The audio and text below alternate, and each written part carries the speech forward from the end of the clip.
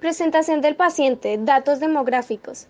Nombre, Betty Camacho Toro, edad 63 años, estado civil soltera, nivel académico universitaria pregrado, ocupación secretaria mecanógrafa.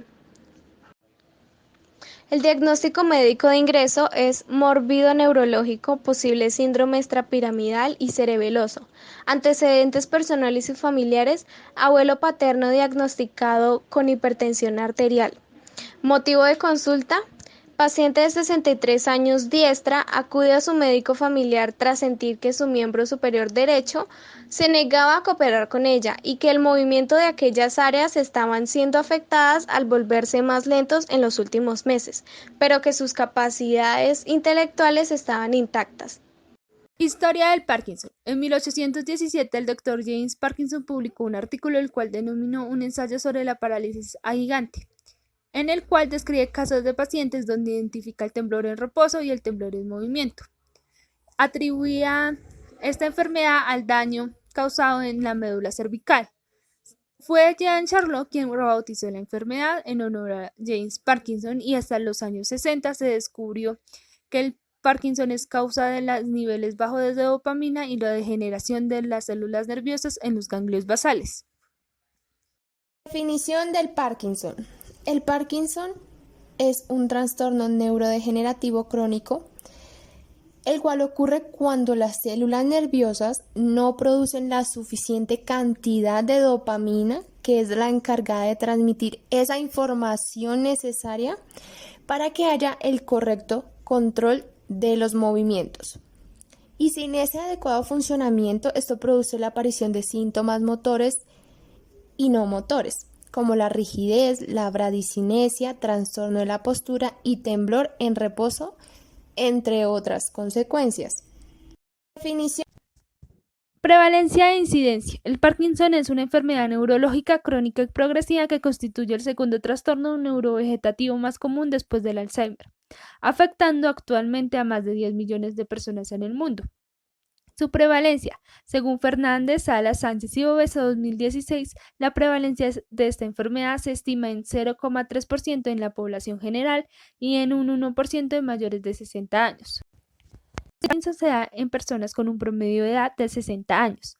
De igual modo, se da más en hombres con un 55% que en mujeres. Las tasas ajustadas a la edad proporcionan una cifra más realista que varía entre 9.7 y 13.8 por cada 100.000 habitantes por año. Tipos de Parkinson. Primero, demencia corticoespinal. Afecta procesos de personalidad, mente y comportamiento. Este suele afectar a una parte más que otra. Esta tiende a parecerse a la parálisis supranuclear progresiva. Segundo, demencia con cuerpos de Lewy. Es una forma de demencia. Las personas con esta demencia tienden a tener alucinaciones y esta es un poco común en personas menores de 65 años y se refleja más en mayores de 75. Parkinson inducido por medicamentos. Algunas personas desarrollan esta enfermedad después de tomar algunos medicamentos y también los síntomas se pueden incrementar por el uso de ellos. Los medicamentos involucrados bloquean la acción de dopamina y entre ellos incluyen medicamentos neuropáticos utilizados para tratar la esquizofrenia, prochlorperacina utilizado para tratar náuseas, metoclopramida utilizado para tratar indigestión. Cuarto, temblor esencial. Se caracteriza por presentar temblor en brazos y manos, la cual puede desplazarse a otros lugares del cuerpo. Este temblor es más pronunciado cuando la persona está llevando a cabo una acción. Atrofia de sistemas múltiples. Es una enfermedad neurológica del sistema nervioso y está causada por una sobreproducción de la proteína alfa-sinucleína, la cual causa daño en las células nerviosas. La pérdida de células puede afectar el movimiento, equilibrio y demás movimientos inconscientes. Parálisis supranuclear progresiva. Es una enfermedad del sistema nervioso central y esta puede pasar sin ser diagnosticada. Los síntomas de esta son muy similares a los del Parkinson. Esta afecta a personas mayores de 40. Séptimo, Parkinson vascular. Pequeñas apoplejías en el cerebro pueden causar síntomas de Parkinson como lentitud y rigidez. Esa enfermedad puede ser difícil de diferenciar del Parkinson, pero los síntomas del parkinsonismo vascular aparecen pero no progresan. Y los del Parkinson con el tiempo empeoran. El parkinsonismo vascular afecta más la parte de las piernas que la parte superior del cuerpo. Criterios diagnósticos. Los pacientes de Parkinson no cumplen los criterios diagnósticos para la demencia, aunque suelen presentar un leve deterioro cognitivo en las funciones ejecutivas como la atención, la memoria, las habilidades visoespaciales y el lenguaje. Para diagnosticar, el DSM-5 presenta los siguientes criterios para el trastorno neurocognitivo mayor o leve debido a la enfermedad de Parkinson. A. Se cumplen los criterios de un trastorno neurocognitivo mayor o leve. B. El trastorno aparece en el transcurso de la enfermedad de Parkinson establecida. C. El trastorno presenta un inicio insidioso y una progresión rápida. D. Estudios empíricos. Se han realizado varios estudios para tratar la enfermedad del Parkinson. Voy a nombrar dos de ellos. El primero es la cirugía del Parkinson, que trata de la estimulación cerebral profunda mediante la colocación de electrodos dentro del cerebro. También esto nos permite estudiar la relación entre el conectoma mediante la resonancia magnética craneal antes de la cirugía y también las respuestas que dan esas conexiones asociadas para que puedan dar una mejor respuesta. Afectación cerebral incluyendo áreas afectadas. El Parkinson es causado por el daño o pérdida de un 80-90% de las neuronas dopaminérgicas que se encuentran en la sustancia negra, la cual hace parte de los ganglios basales, ubicado en ambas partes del tálamo, en el interior del encéfalo.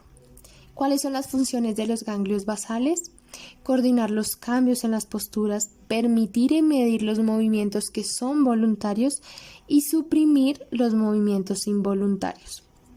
La dopamina son neurotransmisores que están encargados de intensificar las señales nerviosas hacia los músculos. Cuando estos dejan de ser expulsados también generan una afectación.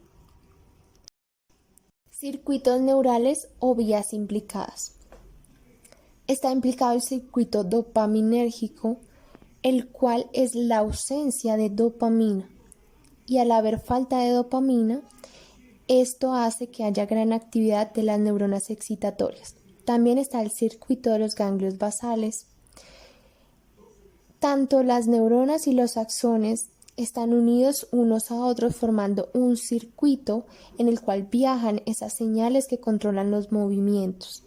La dopamina tiene funciones excitatorias como inhibitorias, en el cual se involucran los receptores D1 que promueven la síntesis del AMP y los receptores D2 que inhiben la síntesis del AMP.